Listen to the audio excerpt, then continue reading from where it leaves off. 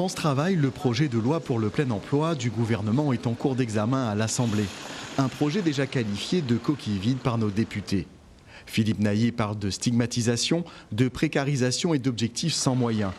Perceval Gaillard de loi antisociale. Ce projet de loi prévoit la création au 1er janvier 2024 d'un nouvel opérateur dénommé France Travail. Il remplacera le Pôle emploi.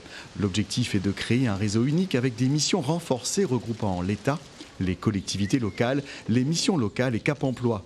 L'inscription est obligatoire pour les demandeurs d'emploi, pour les jeunes des missions locales, pour les personnes handicapées sollicitant un accompagnement auprès de Cap Emploi et pour les demandeurs du RSA.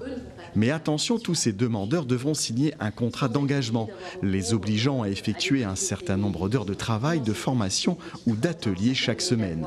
C'est également une logique de sanction accrue qui est mise en place et un minimum d'heures d'activité de 15 heures avec un flou autour de cette notion d'activité où on pourrait se demander si finalement ça ne serait pas une sorte de rétablissement moderne des travaux forcés puisque les personnes seraient contraintes de travailler, si tel était le cas, sans salaire et pour le montant du minima qu'elles perçoivent qui ne correspondent absolument pas au montant du salaire minimum.